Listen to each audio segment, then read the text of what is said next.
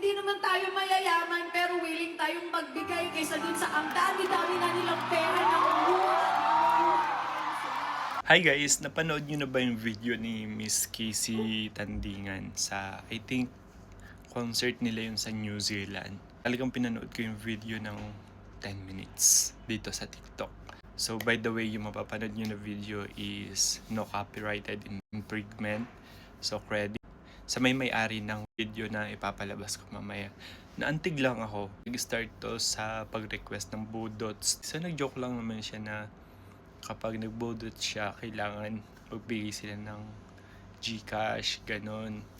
Grabe, ang daming nagbigay, ang daming tumulong.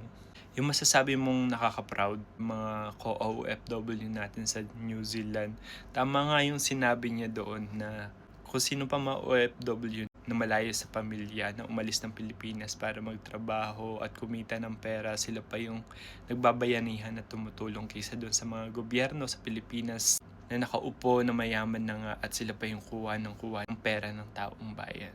Pwede po bang magpahag at magbudot showdown? Guys, alam nyo kasi, nung huling budots ko, it was for a cause. Pag naglabas po ba ako ng QR at pag nag-donate kayo, magdo-donate talaga kayo?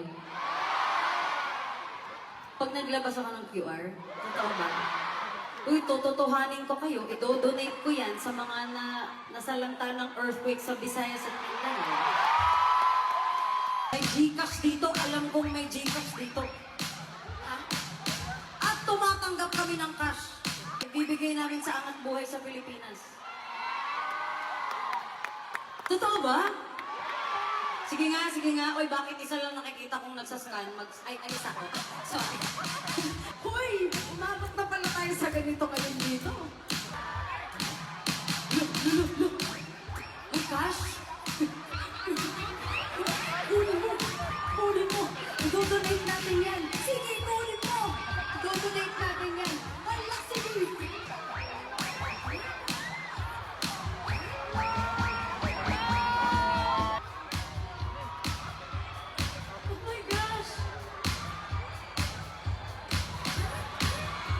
Grabe kayo!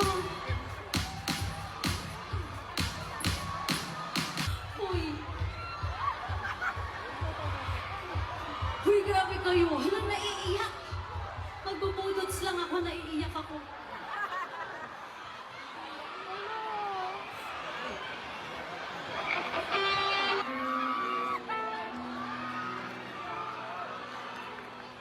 Uy, guys! Grabe naman yan!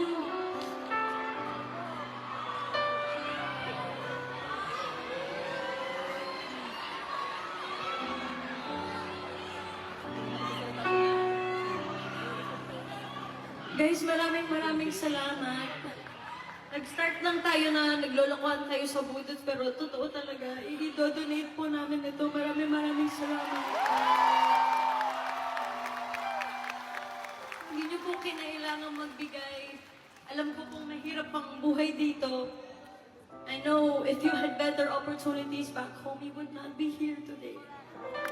Hindi niyo iiwan ang Pilipinas, hindi niyo iiwan ang families niyo. Alam ko pinag-ipunan nyo yung pera na pinambili nyo ng tickets. And even ganun yung sitwasyon, bukas pa rin sa loob niyong magbigay sa mga tao sa bansa natin na nangangailangan ng tulong. Oh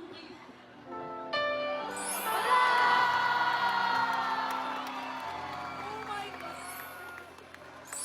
Maraming salamat, guys.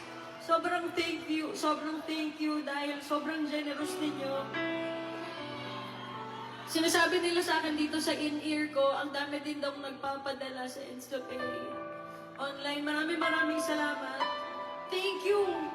Hindi naman tayo mayayaman pero willing tayong magbigay kaysa dun sa ang dami-dami na nilang pera na hindi ko kayo mapapasalamatan isa-isa pero maraming salamat. Kung hindi ko inakala dahil sa budots, makakatulong pa tayo sa mga nangangailangan ng tulong.